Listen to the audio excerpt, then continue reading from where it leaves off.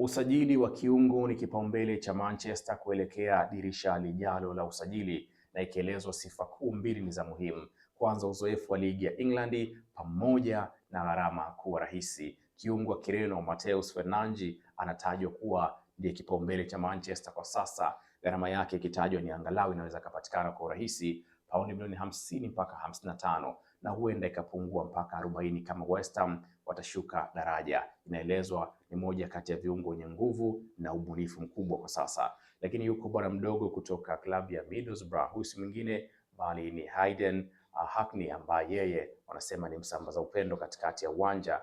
Thamani yake inatajwa kwa paundi milioni 25 na aliwahi kufanya kazi na kocha Michael Carrick, hivyo inaweza ikasaidia kuchagiza kiungo huyu kuletwa United.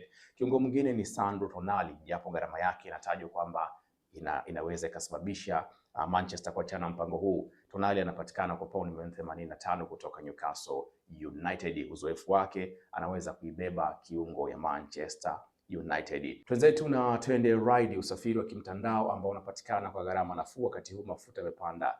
Download application yao kupitia App Store na Play Store uweze kwenda kokote pale jijini Dar es Salaam, na twende ride, usafiri wa kimjini mjini zaidi. Twende ride.